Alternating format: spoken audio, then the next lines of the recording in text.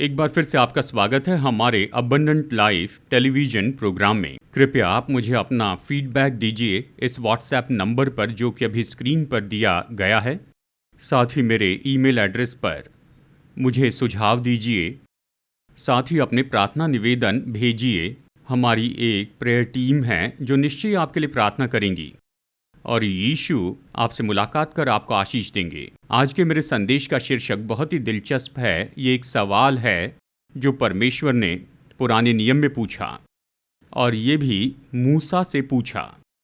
और ये सवाल है, तेरे हाथ में क्या है?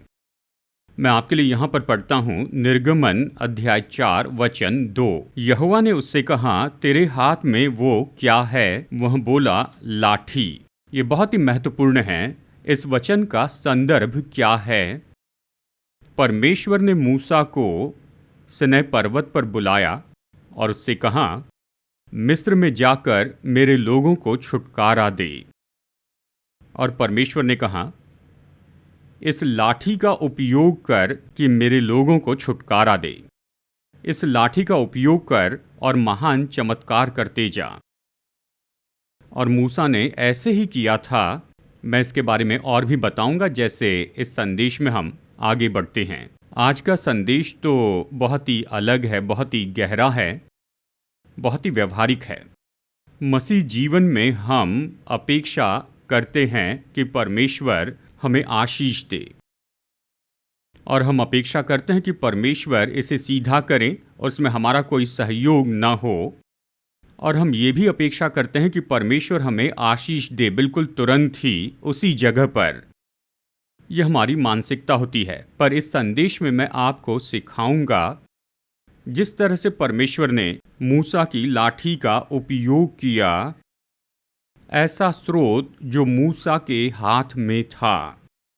परमेश्वर ने उस लाठी का उपयोग किया कि मिस्र में महान चमत्कार करें, कि परमेश्वर के लोगों को छुड़ाए उनकी गुलामी से और दुखों से।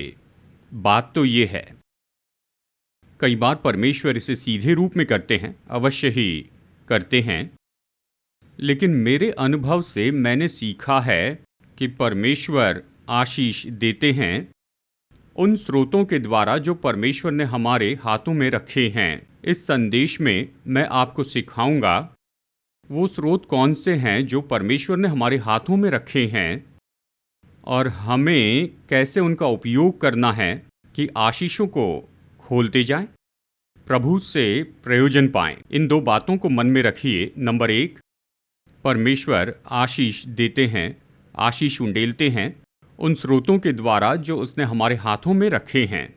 और दूसरी बात, शायद वो स्रोत तो असाधारण नहीं होंगे, वो साधारण होते हैं हमारे पास जो भी हैं।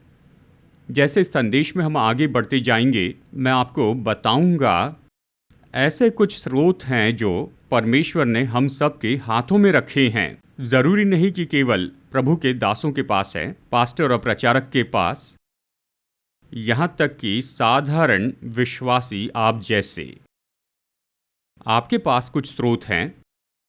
अपनी आशीष को खोलने के लिए इनका उपयोग करें। इनका उपयोग करें कि अपनी आशीष प्राप्त करें। यहाँ पर कुछ अद्भुत ही हो रहा था। जब परमेश्वर ने पूछा कि तेरे हाथ में वो क्या है, तो मूसा ने कहा, लाठी है। इसे ध्यान से सुनिए।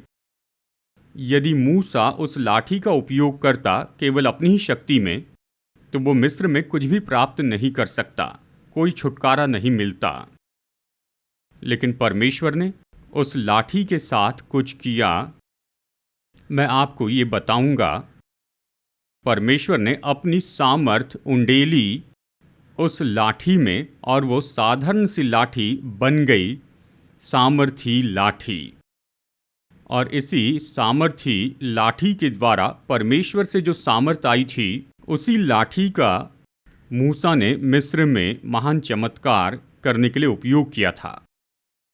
मिस्र में ही उस समय 10 चमत्कार हुए और जैसे उसने जंगल में लोगों की अगुवाई की, उस समय बहुत से चमत्कार किए थे। अब इस पूरी कहानी में हम केवल मूसा की लाठी ही नहीं देखते, साथ ही हम हारून की लाठी भी देखते हैं। ये दोनों लाठी परमेश्वर की सामर्थ के द्वारा सामर्थ पाई थी। इस संदेश के अंत में मैं आपको बताऊंगा कैसे हम सामर्थ पाएं हमारे स्रोतों में परमेश्वर की सामर्थ से, ताकि जब हम उनका उपयोग करें तो हम महान आशीष पाएंगे और हमारे लिए महान आशीषें उंडेली जाएगी। चलिए मैं आपको समझाकर बताता हूं कि परमेश्वर ने ये मूसा से पूछा था, उसका संदर्भ क्या है। परमेश्वर ने कहा, मिस्र में जा, वहां पर इस्राएली लोग बंधन में थे, वो तो फिरौन के हाथ में थे। लगभग 6 लाख लोग होंगे। वो तो वहां पर बहुत ही पीड़ा में और अपमान में जी रहे थे, बंधन में थे, भुखमरी में थे, अपमान और शर्मिंदगी में थे। और इस्राएली लोगों ने परमेश्वर को पुकारा और परमेश्वर ने कहा, मैं अपने लोगों को छुड़ाऊंगा। उन्हें छुड़ाने के लिए परमेश्वर ने मूसा को चुना। ये इस्राएली लोग तो मिस्र में गुलामी में थे 430 साल से। देखिए प्रेरितों के काम अध्याय 7 वचन 6 में बहुत ही भयानक दुख और पीड़ा में थे। उनसे बुरा व्यवहार किया जाता था और परमेश्वर ने कहा, मूसा तुम जाओ। आप इसे देख सकते हैं निर्गमन की किताब अध्याय 3 में वचन 9 और 10 में। यहाँ पर कुछ बहुत ही अद्भुत हो रहा था। जब परमेश्वर ने मूसा से कहा, जाकर मेरे लोगों को छुड़ा, तो सुनिए मूसा ने परमेश्वर से क्या कहा। निर्गमन अध्याय 4 वचन 1। तब मूसा ने उत्तर दिया, वे मेरा विश्वास नहीं करेंगे और न मेरी सुनेंगे, वरन कहेंगे, यहोवा ने तुझको दर्शन नहीं दिया। तो मूसा कह रहा था, मैं जाऊंगा, लेकिन वो मुझ पर कैसे विश्वास करेंगे। वो शायद ये कहेंगे कि तुम तो अपने आप ही आ गए हो, परमेश्वर तुम्हारी ओर से नहीं है, तो वो मुझ पर कैसे विश्वास करेंगे। अब इस संदर्भ में परमेश्वर ने कहा, तेरे हाथ में वो क्या है, लाठी है। और परमेश्वर ने कहा, मेरी सामर्थ फिरौन को दिखाना इस लाठी के द्वारा। उदाहरण देने के लिए परमेश्वर ने कहा, तू अपनी लाठी भूमि पर डाल दे, और वो सांप बन गई तुरंत ही। और फिर परमेश्वर ने कहा, इसकी पूंछ पकड़ ले और इसे उठा, और वो फिर से लाठी बन गई। दोस्तों, यहाँ कुछ अद्भुत हो रहा था। परमेश्वर ने कहा, जिस पल परमेश्वर ने कहा इसे जमीन पर डाल दे, बहुत ही अद्भुत सामर्थ थी और वो लाठी सांप बन गई। और अंत में जब मूसा मिस्र में गया तो उसने इस लाठी का उपयोग किया कि बड़े सामर्थी काम करें। 10 मरियां आई, 10 चमत्कार हुए थे। यहां तक कि ये लाठी और परमेश्वर ने अपनी सामर्थ मूसा को दी। बाइबल में बहुत ही अद्भुत बात लिखी हुई है। परमेश्वर ने मूसा से कहा, अपनी लाठी फिरौन के सामने डाल दे, और वो लाठी सांप बन गई। लेकिन जब मूसा वहां फिरौन के सामने खड़ा था, मूसा ने अपनी लाठी नहीं डाली। मूसा ने हारून से कहा, तुम अपनी लाठी डालो, और वो सांप बन गई। कोई बात नहीं, वो दोनों लाठी परमेश्वर के द्वारा सामर्थ प्राप्त की हुई लाठियां थी। आइए अपने मसीह जीवन में हम इसको देखते हैं। यहाँ तक कि हमारे मसीह जीवन में हमारे प्रभु यीशु मसीह हमें बहुत आशीष देते हैं।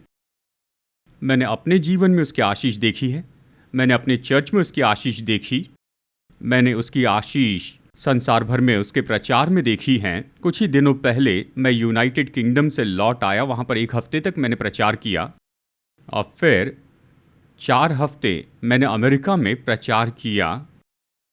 परमेश्वर ने महान आशीष दी। परमेश्वर अभी भी आशीष देने के काम में हैं, इस बात को हमेशा याद रखिए।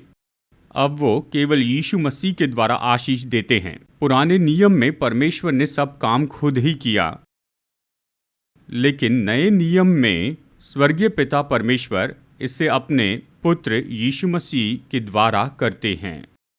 और यीशु ने क्रूस पर जो प्रायश्चित किया था, उसके कारण यीशु मसीह का पुनरुत्थान हुआ था। इसी के कारण इस बात को मन में रखकर जब यीशु ने अपने चेलों को भेजा था, उसने कहा, जाओ प्रभु राज्य का सुसमाचार प्रचार करो और अद्भुत काम करो। लूका अध्याय 9 वचन 1 और 2। फिर उसने 12 को बुलाकर उन्हें सब दुष्टात्माओं और बीमारियों को दूर करने की सामर्थ और अधिकार दिया और उन्हें परमेश्वर के राज्य का प्रचार करने और बीमारों को अच्छा करने के लिए भेजा। गौर से देखिए, परमेश्वर आशीष देते हैं, पर मैं आपको ये बता दूं, आपकी आशीष, आपकी बरकत केवल आपके लोकल चर्च में ही आपको मिलेगी, जहां पर आपके पिता और आपके पूर्वज उपस्थित होते थे। इन बातों में मत पड़िए कि अच्छी सभा है और बहुत सारी चकाचौंध है, बहुत ज़्यादा जोश है। ये बात याद रखिए। उन बातों के पीछे न भागें। अपनी आशीष के लिए प्रार्थना करते जाएं। और ख़ास करके मैं संदेश में आपको सिखा रहा हूँ, इन 5 स्रोतों का उपयोग कीजिए अपनी आशीषों के लिए, अपनी बरकत के लिए।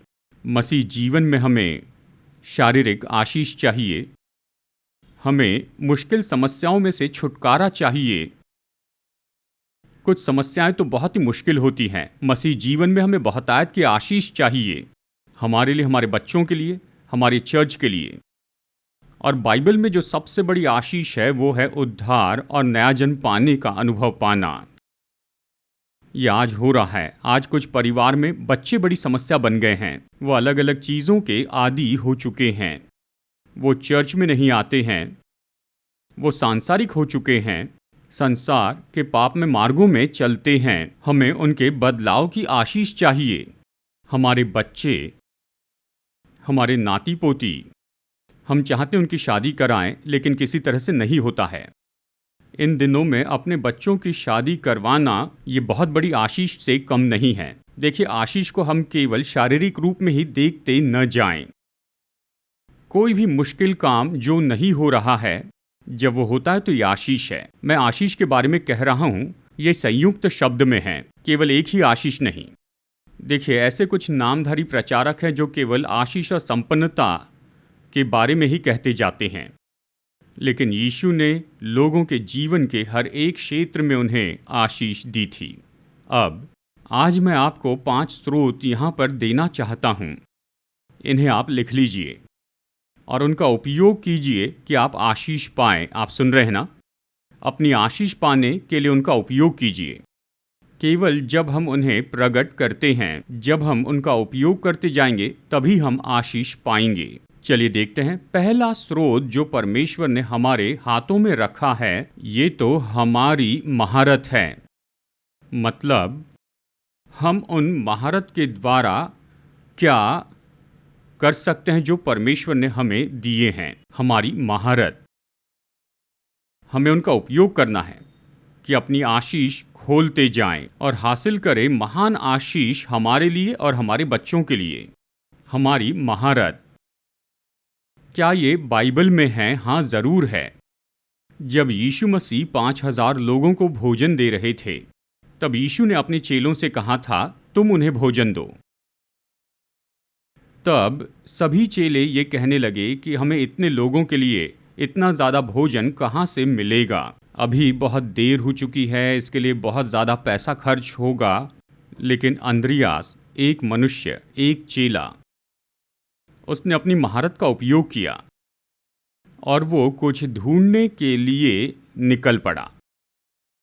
और एक छोटे लड़के के हाथों में उसने पाए 5 रोटियां और 2 मछलियां, और वो उन्हें यीशु के पास ले आया और यीशु ने उन्हें आशीष दी और 5000 पुरुषों को भोजन दिया, और स्त्रियां और बच्चे भी वहां थे।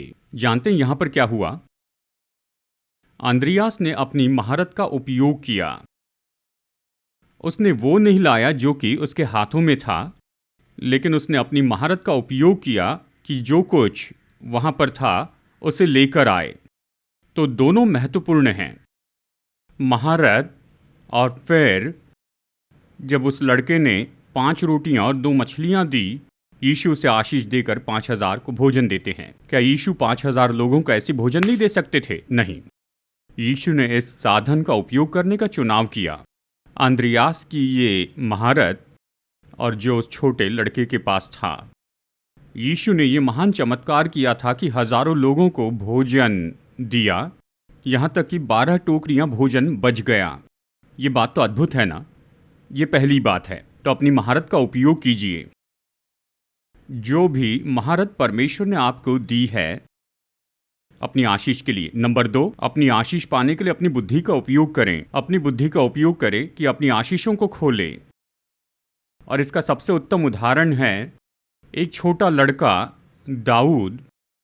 उसके सामने सामर्थी गोलियत खड़ा हुआ था, बहुत बड़ा और लोहे से पूरी तरह ढका था। दाऊद ने अपनी बुद्धि का उपयोग किया। गोलियत हर तरफ से ढका था, लेकिन उसने यहाँ पर एक खुली जगह छोड़ दी थी जिसे नहीं ढांका। दाऊद ने उसे देखा और अपनी बुद्धिमानी से इस तरह से कहा, मैं इसका उपयोग करूँगा। और उसने अपना गोफन उठाया और उसे मारा। एक शॉट में ही गोलियत नीचे गिरकर मर गया। और वही तलवार जो गोलियत ने दाऊद के विरुद्ध में उठाई थी, दाऊद ने उसी तलवार को लेकर गोलियत को मार दिया। बुद्धिमानी। समस्याएं आएंगी, मुश्किलें तो आएंगी ही।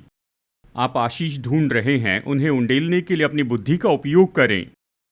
परमेश्वर से मांगे कि वो अपनी बुद्धि आपको दे, तब महान काम होंगे। और तीसरा स्रोत है, जो भी पैसा और वस्तुएं जो परमेश्वर ने हमारे हाथों में रखी हैं, उन पैसों का उपयोग करें, उन चीज़ों का उपयोग करें कि अपनी आशीष को उंडेलते जाएं।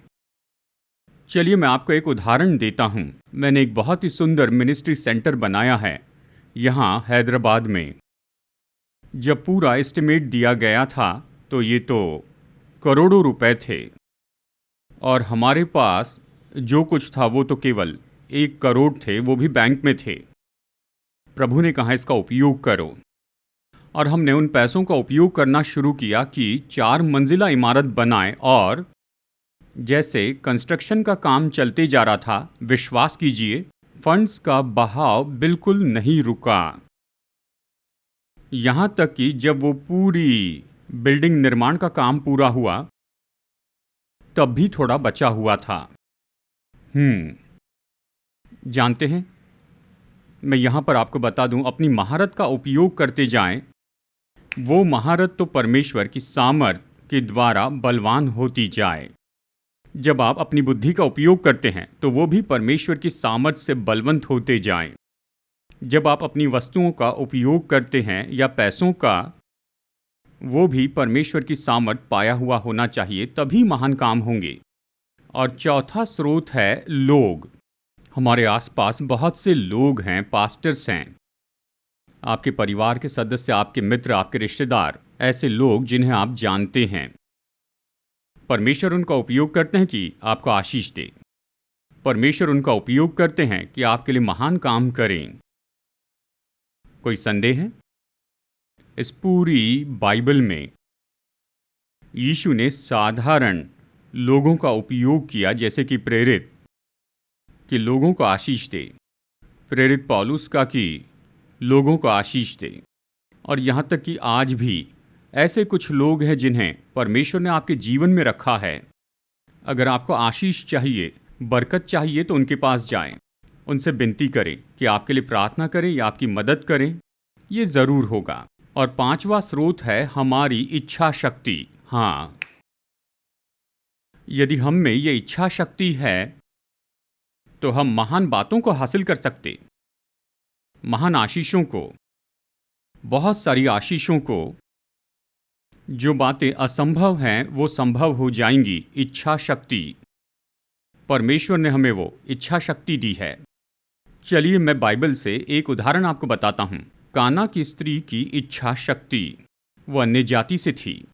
वो यीशु के पास में आई और कहा, मेरी बेटी दुष्ट आत्मा से ग्रसित है, ये तो बहुत पीड़ा और दुख में है, इसके बारे में कुछ कीजिए। शुरू में जब वो आई थी तो चेलों ने उसे अनदेखा किया, लेकिन स्त्री ने अपनी इच्छा शक्ति नहीं खोई। यीशु ने उसे अनदेखा किया, पर स्त्री ने अपनी इच्छा शक्ति नहीं छोड़ी, पर निरंतर वो उससे मांगती रही। और फिर यीशु ने स्त्री से कहा, मैं इस्राएली लोगों के लिए आया हूँ, तेरे जैसे अन्य जातियों के लिए नहीं। तो क्या वो चली गई? नहीं, वो इच्छा शक्ति थामे रही। और फिर जब वो आखिरी बात आई, जब यीशु ने कहा कि मैं बच्चों की रोटी को लेकर कुत्तों को नहीं दे सकता, यीशु ने उस स्त्री का अपमान नहीं किया, लेकिन उनके यहूदी परंपरा में अन्य जातियों को कुत्तों जैसा समझते थे। केवल यही कारण था। और तब भी उसने अपनी इच्छा शक्ति नहीं खोई। उसने कहा, प्रभु, यहाँ तक कि कुत्ते भी मेज पर से गिरे हुए चूर चार खाते हैं। यीशु हैरान रह गए। उसने उस पर तरस खाया और उसने कहा, हे स्त्री, इस पूरे इस्राएल में मैंने ऐसा विश्वास नहीं पाया जो मैं तुझ में देखता हूँ। इच्छा शक्ति से ही उसके लिए महान काम हुआ। अगर आप कुछ हासिल करना चाहते हैं, उसके पीछे बने रहें, आप कोशिश करते रहें, आप महान आशीष पाएंगे, आप बहुतायत से आशीष पाएंगे, बड़ा छुटकारा आएगा, आपको उठाया जाएगा। और फिर अंत में सुनिए, हमें क्या करना है। परमेश्वर ने हमें जो स्रोत दिए हैं, उन्हें सामर्थ प्रदान करना है कि हम खुद को आशीष दें और दूसरों को, चर्च को और सेवकाई को भी। मैं आपको 2 तरीके बताऊंगा कि किस तरह से हम सामर्थ प्रदान कर सकते हैं अपने स्रोतों को परमेश्वर की सामर्थ के द्वारा। मैं बताना चाहता हूं ऐसे 2 मार्ग जिनके द्वारा हम अपने स्रोतों को परमेश्वर की सामर्थ के द्वारा सामर्थी कर सकते हैं। इनमें पहला है परमेश्वर का रीमा वचन, मतलब परमेश्वर का बोला हुआ वचन। जब परमेश्वर ने मूसा से कहा था कि इस लाठी को ले और इसे जमीन पर डाल दे, परमेश्वर ने कहा, ये रीमा वचन, परमेश्वर ने कहा इसे डाल दो, तो उस लाठी में सामर्थ आ गई। अद्भुत बात है ना। हमारे सारे स्रोतों के लिए हर एक दिन प्रार्थना करें, यीशु, आप अपना रीमा वचन दीजिए मेरी इन महारतों में, अपना रीमा वचन दीजिए मेरी इस बुद्धि में, मेरी वस्तु में जिनका मैं आशीष पाने के लिए उपयोग करूंगा। अपना रीमा वचन लोगों में उंडेलिए जो मेरी और मेरे परिवार की मदद करेंगे कि मैं आशीष पाऊं। और अपना रीमा वचन उंडेलिए मेरी इच्छा शक्ति में। इच्छा शक्ति, हमारी इच्छा शक्ति परमेश्वर के रीमा वचन की सामर्थ प्राप्त करनी चाहिए। जब परमेश्वर इस तरह से सामर्थ्य देते हैं तो अद्भुत आशीष मिलती है।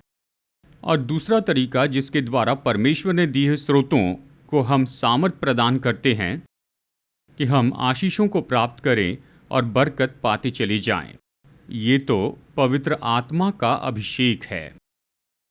हमारे सारे स्रोतों में, हमारे सारे स्रोत हर एक दिन पवित्र आत्मा का अभिषेक पाते जाएं, पवित्र आत्मा से अभिषेक पाए। मैं आपके लिए पढ़ रहा हूँ रोमियो अध्याय 15 वचन 19। और चिन्हों और अद्भुत कामों की सामर्थ्य से और पवित्र आत्मा की सामर्थ्य से मेरे ही द्वारा किए, यहाँ तक कि मैंने यरूशलेम से लेकर चारों ओर इल्लुरिकुम तक मसीह के सुसमाचार का पूरा प्रचार किया। पौलुस पवित्र आत्मा की सामर्थ्य से इतना अभिषेक पाया था, उस अभिषेक ने उसके प्रचार को सामर्थ्य दी।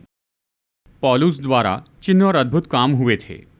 हाँ, हर एक दिन पश्चाताप के साथ में प्रार्थना करें, पवित्र आत्मा मुझे अपनी सामर्थ से अभिषेक दीजिए, मुझे अपने बल से अभिषेक दीजिए।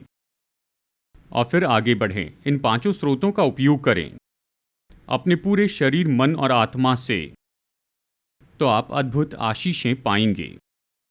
अंत में कई बार परमेश्वर आपको तुरंत आशीष देते हैं, पर मेरे अनुभव के अनुसार बहुत सी आशीषें मिलती हैं इन स्रोतों के द्वारा जब ये सामर्थ पाते हैं परमेश्वर के रेमा से और पवित्र आत्मा की सामर्थ से। आइए प्रार्थना करें। अनुग्रहकारी परमेश्वर स्वर्गीय पिता, वचन के लिए धन्यवाद। आपने हमें कुछ नई बात सिखाई, बहुत ही अद्भुत बात सिखाई। ये तो महत्वपूर्ण है। प्रार्थना करता हूँ प्रभु, आप अभी अपने लोगों को आशीष देंगे। प्रभु, इनके हृदय में जो भी प्रार्थनाएं हैं इनके परिवार के लिए, कृपया अपने अनुग्रह और दया के कारण इसे पूरा कीजिए। साथ ही प्रभु मदद कीजिए कि हम याद रखें कि हम उन स्रोतों का उपयोग करें जो आपने हमें दिए हैं। उनमें से 5 आज मैंने यहाँ बताए हैं। इन्हें सामर्थ दीजिए अपने रेमा वचन और पवित्र आत्मा से।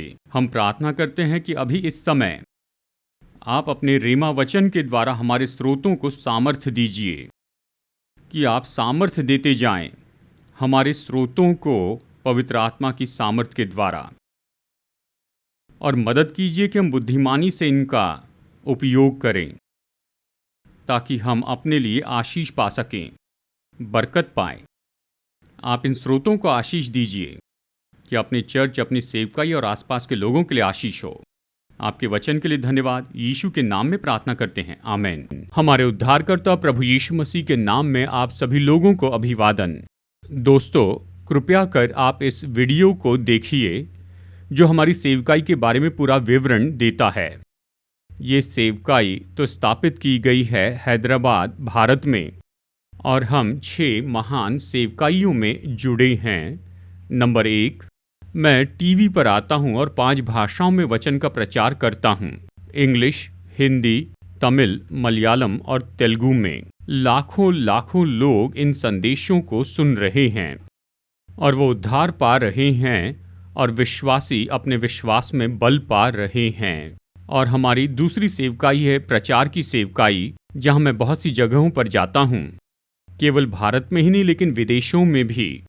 और इस प्रचार की सेवकाई के द्वारा सभी चर्च के विश्वासी परमेश्वर के वचन के द्वारा बल पाते हैं। हमारी तीसरी सेवकाई तो पास्टर्स के लिए कॉन्फ्रेंस हैं। हर साल हम पास्टर्स के लिए 2 कॉन्फ्रेंस करते हैं।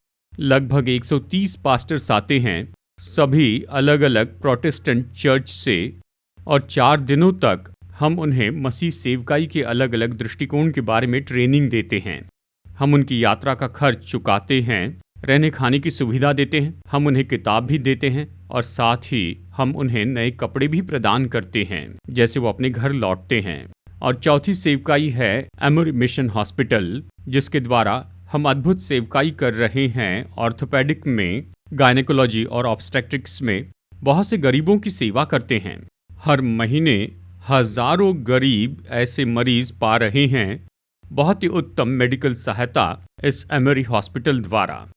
नंबर 5, हमारे 3 अच्छे चर्च हैं जिनके द्वारा हम अच्छी सेवकाई कर रहे हैं और बहुत से लोग अपना जीवन प्रभु को दे रहे हैं। और इन चर्च में प्रभु का वचन प्रचार किया जाता है। ये इन्हें बल देता है और इनकी मदद करता है कि अपने आत्मिक जीवन में बढ़ते जाएं। और हर महीने हम कुछ गरीब परिवारों को ऐसे ही चुनकर उन्हें देते हैं चावल, दाल और दूसरे अनाज। कृपया हमारी सेवकाई के लिए प्रार्थना कीजिए। अगर आप चाहते हैं कि हमारा न्यूज़लेटर पाए जिसका नाम है सीड, तो कृपया अपना पता स्क्रीन पर दिए हुए व्हाट्सएप नंबर पर हमें भेजिए, तो मैं तुरंत ही आपको अपना न्यूज़लेटर भेजूंगा। अगर आप में से कोई हमें कुछ योगदान भेजना चाहता है या एक प्रोग्राम के लिए स्पॉन्सर होना चाहता है, कृपया हमारा QR कोड नोट कीजिए, इसे स्कैन कीजिए और आप हमें ऑनलाइन अपनी भेंट भेज सकते हैं। परमेश्वर आपका आशीष दे, जैसे आप बहुत ही महत्वपूर्ण और कार्यनीति से फलवंत सेवकाई में स्पॉन्सर बनते हैं।